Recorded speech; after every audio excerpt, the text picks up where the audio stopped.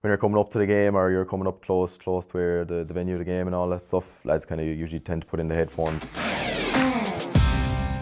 So Dermot, can you tell me about your GAA journey so far? I suppose I would have started out fairly young, like any young lad. Parents bring me to training in Ireland. It's probably 4 or 5 or 6. We're a rural club, so you would have been playing a couple of age groups, alright. I suppose then you would have progressed on to playing with your school, and would have went to secondary school in Clonmel and Tipperary, so would have been playing with a lot of boys from Tip and stuff like that, or on county panels and stuff now. And then I suppose all up through the ages with the Nair, eventually getting to senior and stuff like, and would have played a good bit of the underage football at Waterford up through the ages as well. Like, I suppose we got to senior then, like with the Nair, would have gave a couple of years playing with them, and it was actually our former manager that actually first called me into the Waterford panel, let's say maybe 4 or 5 years ago now at this stage. The night before a big game, do you have any pre-match rituals or? Yes, look, really I just kind of take it handy the day before if I can. I usually get a bag of balls, go down to the local pitch, just get the eye in, take a few shots, things like that, you know, get the legs going. I try and relax as much as possible, you know, just do a bit of stretch and foam roll and make sure the body's right, well rested. Make sure all your meals and everything are all done and the gear bag's ready, so you kind of take as much stress off the next day as possible, make sure you're all planned out for the next day. And then just try not to think about the game too much, to be honest, like, because I find like you can end up playing the game 1,000 times over in your head before you actually get to step on the field to actually play it.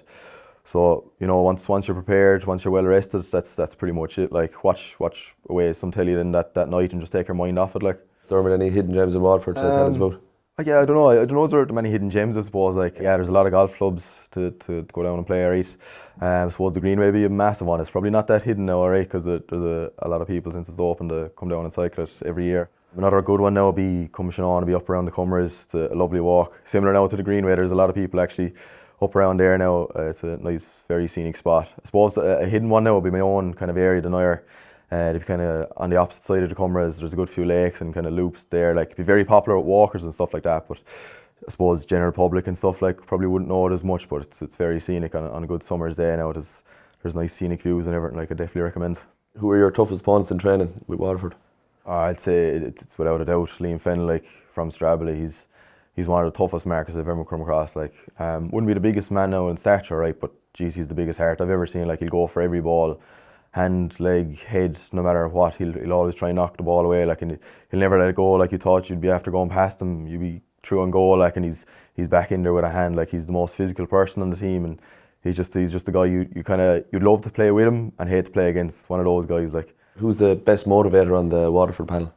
Yeah, I'd say it'd be probably Conor Murray now from Rathcormac. He's been on the panel a good few years, been captain for a few years as well. He's a guy that a lot of lads kind of look up to in the panel, you know. He's been around, he's been there, done that kind of for a few years. Still fairly young, like, still a good few years left on the county panel. But, you know, he's always the guy that's talking and training, gets the team going, gets the whole panel going.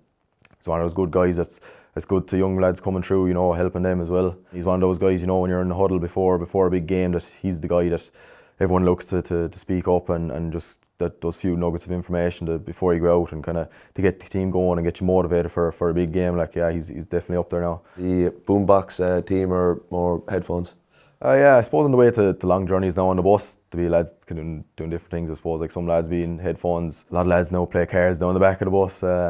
Lads chatting away. Like, I suppose then when you're coming up to the game or you're coming up close to where the venue of the game and all that stuff, lads kind of usually tend to put in the headphones, get focused for those 15-20 minutes, like, going into the game. Then I suppose in the dressing room, I'd have to say Mark Cummins is good. Like, this year he's kind of resident DJ, I suppose. Like, in fairness, he got all the panel to kind of put together a playlist, add a few songs, and he's kind of added a good few himself now. There is a few questionable songs on it, right, from some guys. So, but all in all, like, it's usually fairly good. Like, with regards to questionable tunes, what kind of tunes will be played? Or?